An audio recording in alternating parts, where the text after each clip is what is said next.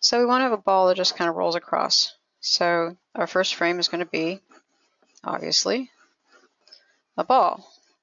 Now if you get a real animator's table, it rotates, and that can be helpful in turning your paper so that you can actually make a round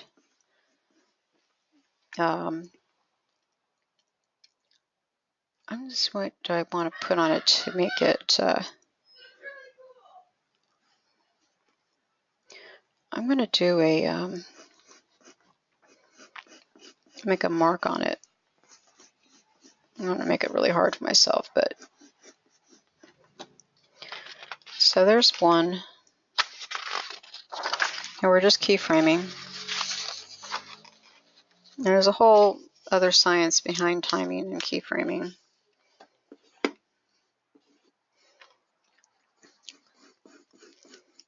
So our next ball is going to be here.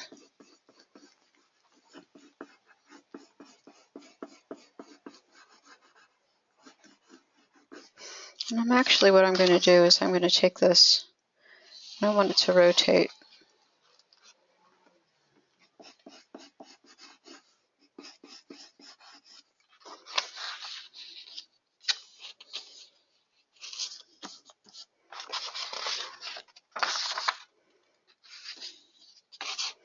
You probably won't get more than about 3 sheets before you have to take off the one that's underneath.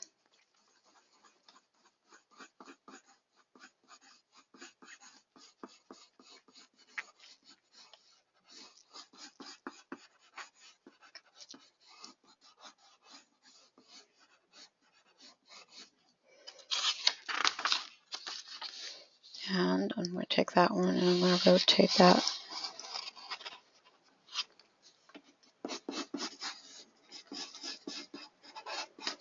This is the point at which when you're watching the video, you can speed it up because it'll get really boring.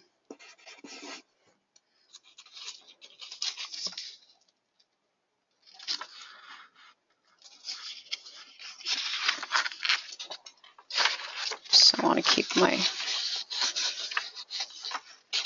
single line under there.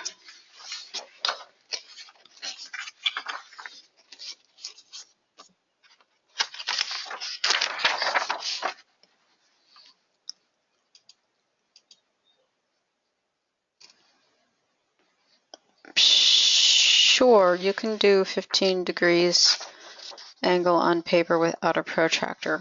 What I would do is I would take this is what I would do. It doesn't have to be 15 degrees. It could be any consistent equal amount. Let's just say we take a circle. So there would be 45 degrees, right? There would be 30 degrees, and there would be 15 degrees. So you've just made yourself 15-degree protractor. So this is how much one mark on your ball would rotate in order to rotate 15 degrees. So I did that without a compass or a protractor or even a ruler, for that matter.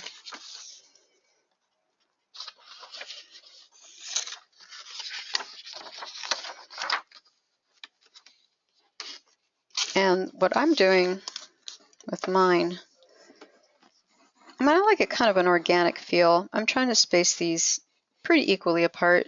If I was trying to do timing, I would adjust the spacing in between. Things that are closer together will run a little slower. Things that are further apart will go a little faster.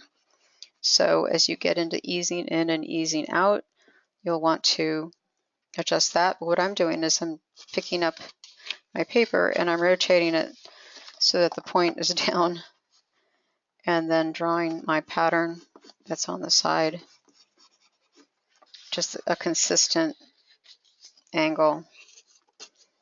And I'm not clever enough yet to make it go this way. I'm going to just work with going it this way, one thing at a time, right? It's like we all start with baby steps. So baby steps is awesome stuff. All right, so my next one,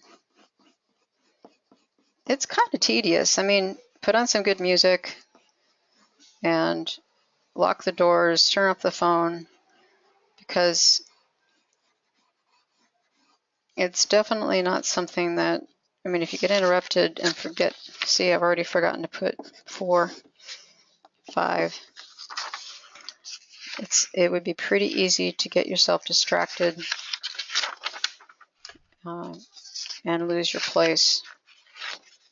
And remember, the animators typically work 8 to 10 hours straight without much of a break. And that's not uncommon. It's hard to stop and pick something back up when you are in process, if you know what I mean.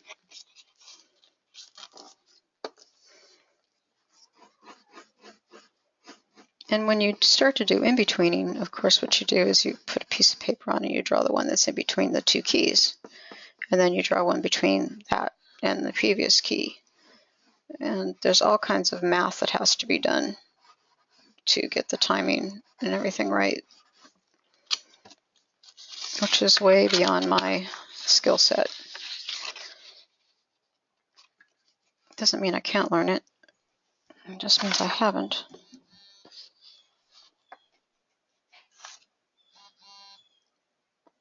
Oh, crap. I have to take my daughter to school, to work in a few minutes. So this is number 6. I certainly hope that you're getting the basic idea of how to make your ball roll across. Now maybe you want it to slow down as you get towards the end. So I'm going to slow it down a little bit by moving it a little closer.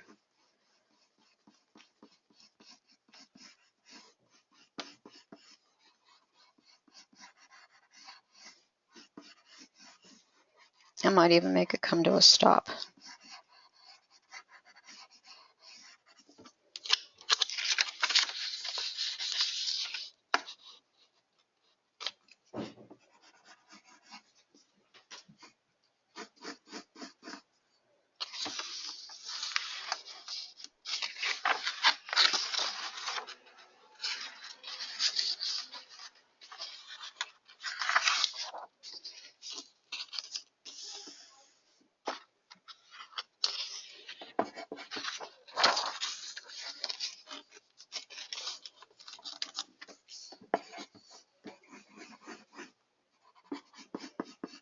I will. I'm going to make it just come to a stop for now. And if you have problems making your circles round, you can always turn them upside down. I'm pretty good at making round circles now because I practiced it for so long. But turning them upside down will help.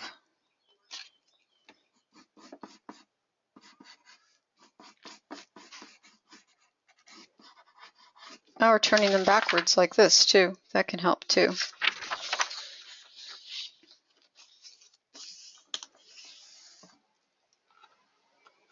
I probably should not have turned it so much.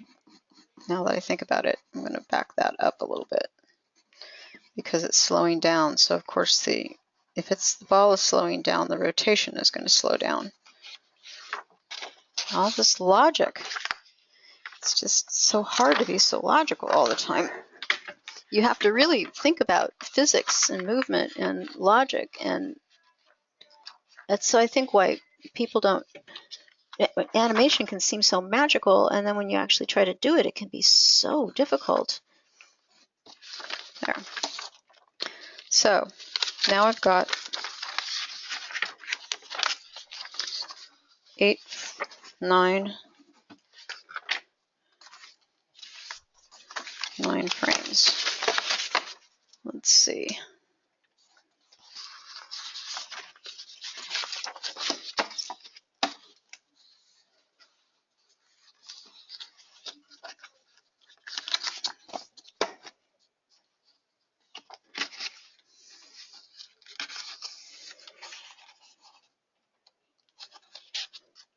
1, 2, 3, 4.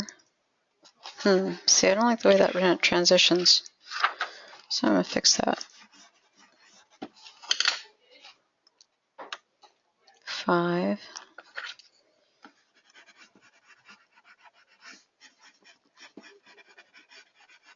So this is just the first pass. Of course, you'll always do another cleanup.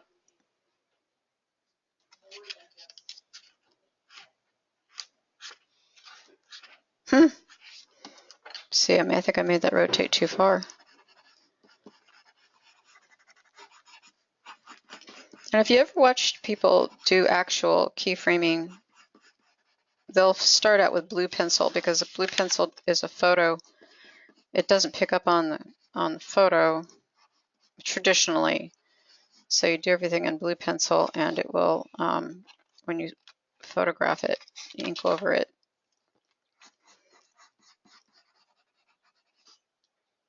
Yep, and it comes to a stop. Okay. So then what you would need to do is photograph it. And ideally,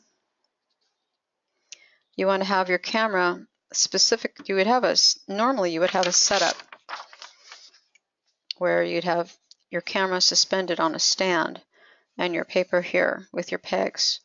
And you just put the peg on there, take a camera, put the paper on there, take a picture, take a picture. So it's always exactly the same distance. So if you're not able to do that, then you should have a spot on a wall where you tape your paper in the same space, like maybe put like borders of tape, and then put a piece of tape on the floor where you're going to stand your tripod or set the edge of the chair. I would set the edge of a chair and put your camera on it so that it's directly 90 degrees from your picture, and you're always consistent distance from your picture if you have to photograph it. If you scan it, of course the scanner bed doesn't change position, so you can constantly use the scanner bed. So what I'm going to do is use my video camera for taking pictures. So I'm going to change it to the other camera software. So remember, folks, down and dirty here, right? So here's the background. So take a picture.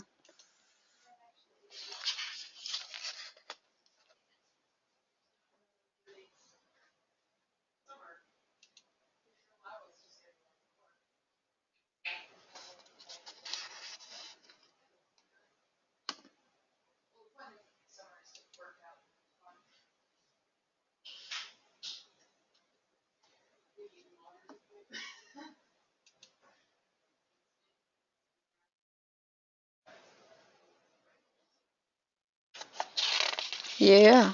Hello, Dustin.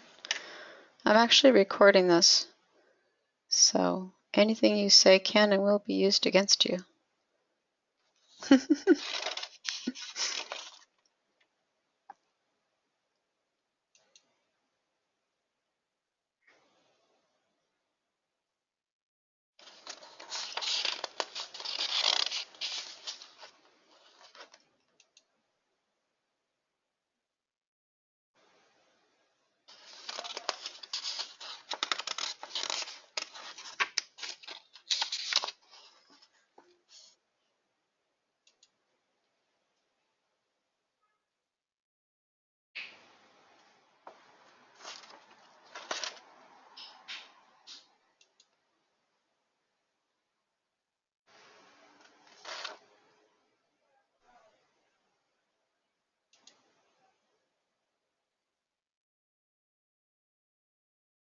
Okay.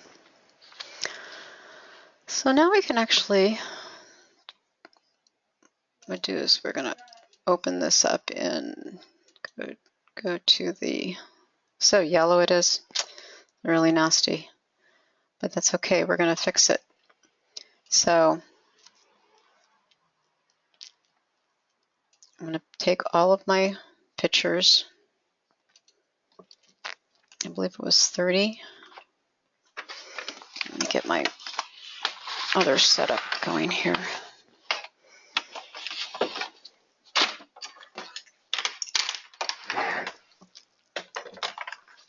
Okay, so the first thing that you're going to want to do, and this is going to be pretty much universal with any image that you're going to use on, if you have to take a picture, you see how yellow it comes out, which is quite the shame, but it is what it is. So we're going to take these pictures and we're going to open them with Photoshop. And we're going to close the wolf because we don't need it anymore. Now, the first thing I'm going to do, and I'll close the background too. The first thing I'm going to do is get rid of that nasty yellow thing. Okay, so I'm going to crop in, now that I've got my all of my frames in my animation, I'm just going to crop it in a little bit so there's no garbage around the outside. And then check it one more time by doing the Alt or the Option, click on the eyeball, and then walk it down.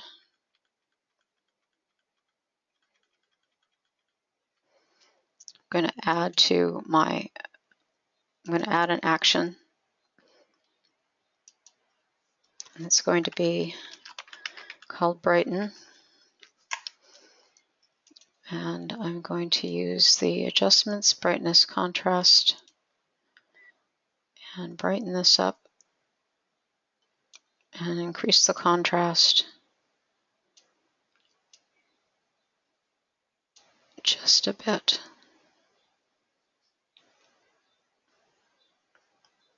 So that should be a little bit better. Okay, so I'm going to close that without saving it. Oh, first I'm going to stop this, and I'm going to close this without saving it, because I'm going to run the batch on that whole group of folders in there. So we're going to automate batch, select from a folder, choose. Before I do that, I have to remove those files from there. So let me just temporarily, because I'm going to do it to the whole folder, so I'm going to temporarily move those out. So when I do this to the whole folder, it's only going to process the files that are in there. So I'm going to choose that folder, and I'm going to have it save and close right on top of where it is. So we go, okay.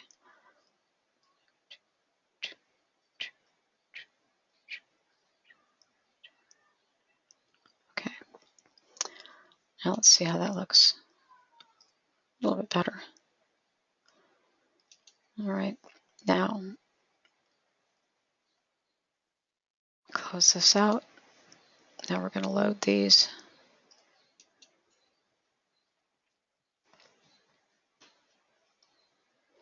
Into the stack. Scripts. Load files into stack. Browse. Folder. I'm just going to add all these. Actually, we don't need to add that last one with just the line, or the first one with just the line, because we're going to add that in the bump. Okay.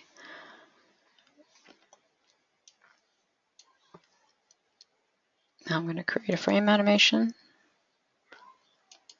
I'm going to make frames from layers. I'm going to play it and watch it play backwards.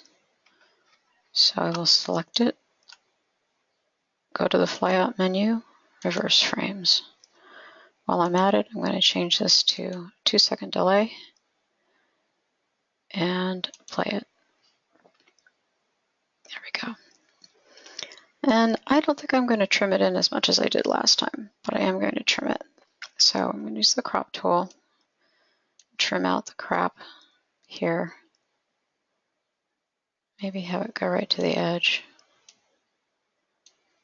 There. And I'm going to turn all these on, select them all, change them to multiply for for this particular exercise. Go down here, and I'm going to go here, and I'm going to add. Oh, see, this is bad. See that right there? I'm going to turn those off. Because every time you make a change to one frame, you change them all. So let's play it again and make sure I didn't totally screw it up.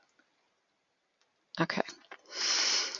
So I want to add a frame in the beginning.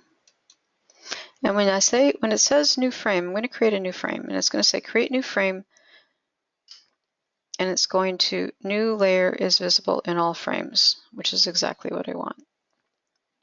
So I'm going to create a new frame, and it should be blank.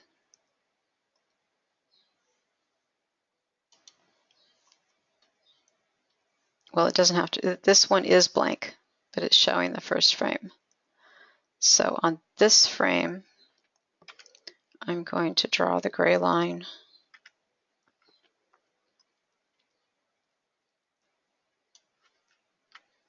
And I'm going to click Shift. All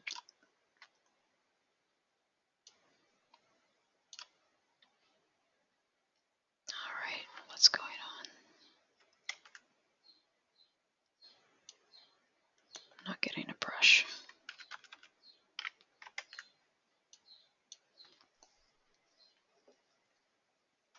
See how it says propagate frame 1?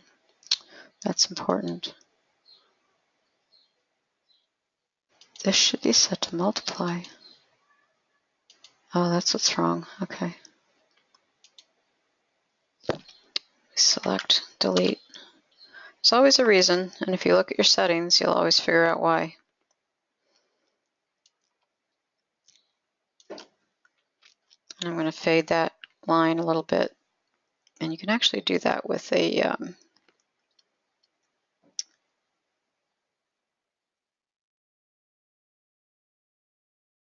fade brush tool,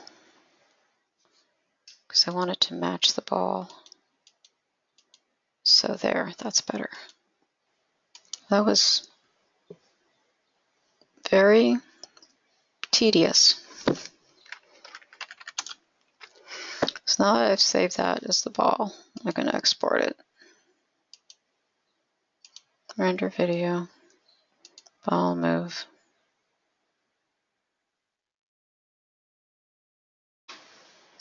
Now we can open it up, convert it. Huh. Okay, that's better. It does have a long pause at the beginning. I don't know why. That's okay, it works.